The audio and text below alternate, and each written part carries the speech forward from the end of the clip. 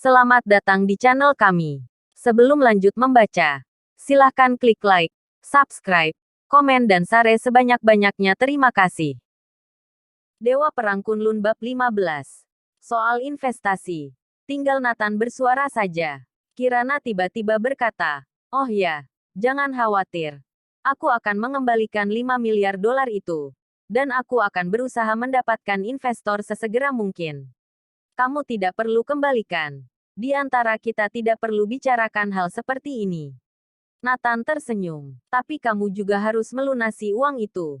"Dengan apa kamu lunasi? Kamu juga tidak punya uang."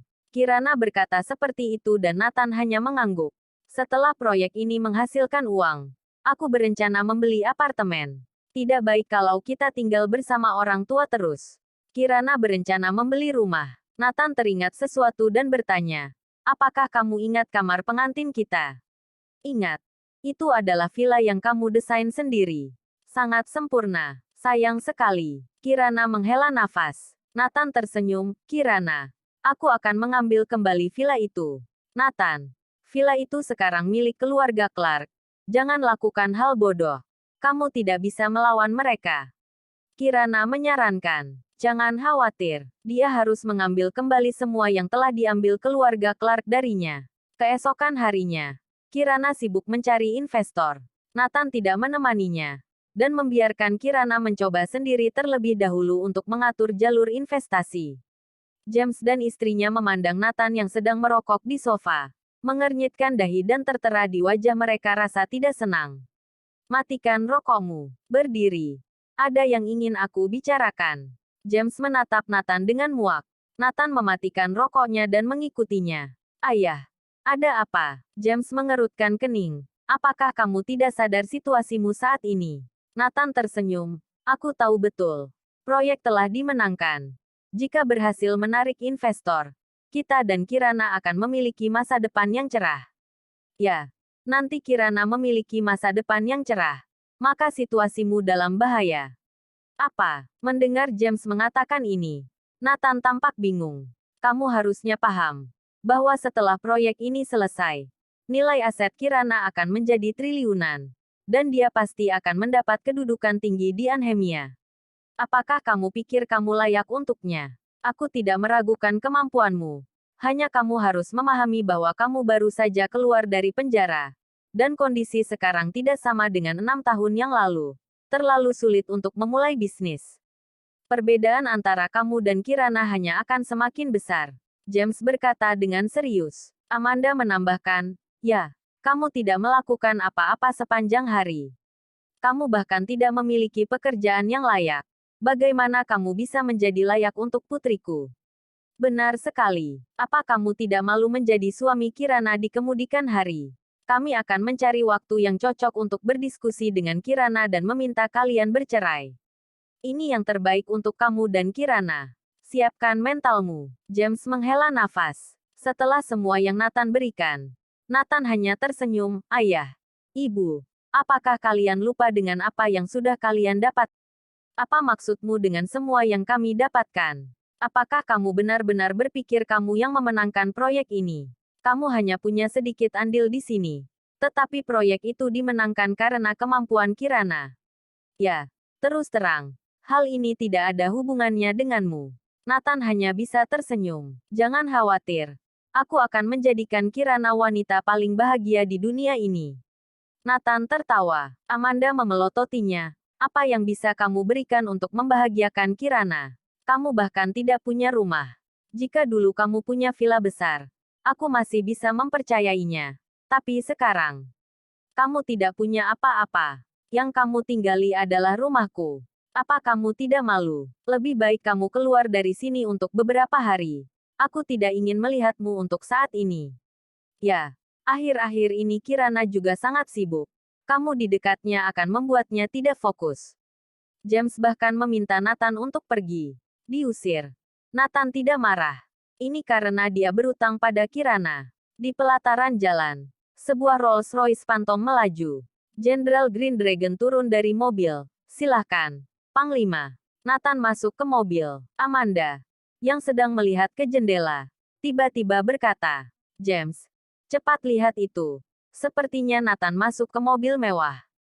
James segera menghampirinya dan melihat sebuah Rolls-Royce melaju melewati rumahnya. Itu adalah Rolls-Royce Phantom. Pemilik mobil pasti bos besar. Bagaimana bisa Nathan masuk ke mobil seperti itu? James segera berkata. Amanda juga berkata, aku cuma lihat bayangan saja. Dan aku pikir agak mirip. Mungkin dugaan kita salah. Jika dia mampu membeli Rolls-Royce, mana mungkin dia membiarkan kita tinggal rumah sekecil ini? James mendengus. Kamu masih berharap sama dia? Ya. Aku berharap dia mati kelaparan. Di dalam mobil, Neville Ditman bertanya. Panglima, kemana kita akan pergi sekarang? Pergi ke Royal Palace Villa. Dia menginginkan vilanya kembali. Dewa Perang. Aku sudah memeriksanya. Orang yang tinggal di villamu adalah Jet Thompson. Dia saat ini adalah Direktur BNC Media, anak perusahaan Clarks International. Dia adalah orang kepercayaan Tony Clark sekarang. Setelah mengkhianatimu, Panglima, dia segera bergabung dengan Tony Clark.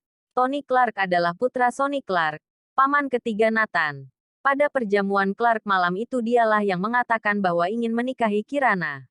Sudah lama tergiur dengan Kirana. Saat menyebut nama Jet Thompson, mata Nathan membeku. Dulu adalah tangan kanan kepercayaannya. Nathan yang mempromosikannya. Jika bukan karena Nathan, dia sudah dipenjara karena penipuan. Teringat jelas setelah peristiwa itu terjadi. Jet Thompson segera menjadi pengikut keluarga Clark, dan menghubungi wartawan media untuk mendiskreditkan Nathan. Dia bahkan memalsukan banyak bukti kejahatan Nathan, dan berhasil mengirim Nathan ke penjara. Mengingat dulunya Jet Thompson selalu berhati-hati di depannya, Nathan merasa konyol.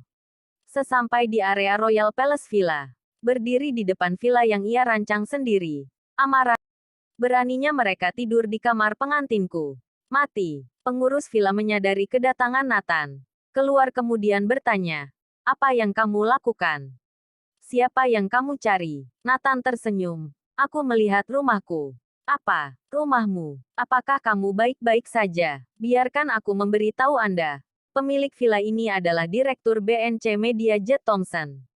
Kepala pelayan itu mencibir. Senyum Nathan semakin lebar. Apakah Jet Thompson memberitahu kamu siapa yang ada di villa ini sebelumnya? Aku tidak peduli siapa dia. Aku hanya mengenali Direktur Jet. Saat itu, sebuah Porsche Pamela melaju. Kepala pelayan segera pergi untuk membuka pintu. Jet Thompson mengenakan setelan jas dan sepatu kulit. Dan di sebelahnya ada seorang sekretaris berseragam sedang menuntunnya. Sekretaris itu seksi. Terutama kakinya yang panjang berbalut stoking hitam. Sangat menggoda. Sekretaris dan Jet Thompson pulang ke rumah dan tanpa perlu tanya. Sudah dipastikan apa yang ingin mereka lakukan. Siapa dua orang ini? Melihat dua orang berdiri di pintu villa, Jet Thompson bertanya dengan ekspresi tidak senang. Nathan menoleh perlahan. Dan ketika Jet Thompson melihatnya, dia terkejut. Ketika perjamuan keluarga Clark berlangsung, dia kebetulan sedang dalam perjalanan bisnis ke luar kota. Jadi dia tidak sempat bertemu Nathan. Melihat Nathan sekarang, hatinya bergetar. Tidak seperti keluarga Clark lainnya. Jet Thompson memiliki rasa takut dan kagum pada Nathan. Apalagi telah melakukan hal buruk pada Nathan. Dan sekarang Jet Thompson tidak berani menatap Nathan langsung. Direktur Jet Thompson, bagaimana kabarmu? Nathan bertanya sambil tersenyum. Jet Thompson bertanya dengan gemetar. Untuk apa kamu datang? Datang lihat rumahku. Nathan memandangi sekeliling villa. Jet Thompson memberanikan diri. Menatap Nathan dan berkata, sekarang villa ini bukan milikmu. Kamu cepat pergi. Nathan tersenyum. Bagaimana jika aku tidak pergi? Sekretaris Jet Thompson, Gloria Reyes, menatap tajam pada Nathan. Kamu siapa? Beraninya berulah di sini. Cepat pergi. Kalau tidak, aku akan memberitahu Direktur Tony Clark. Biar kamu diremukkan lagi. Ketika sekretaris menyebutkan Tony Clark, Jet Thompson memiliki keberanian dan berkata sambil mencibir. Nathan, kamu pikir karena kamu bos lamaku, aku tidak akan menyakitimu. Cepat pergi dari sini. Siapa kamu? Berani menyakitiku?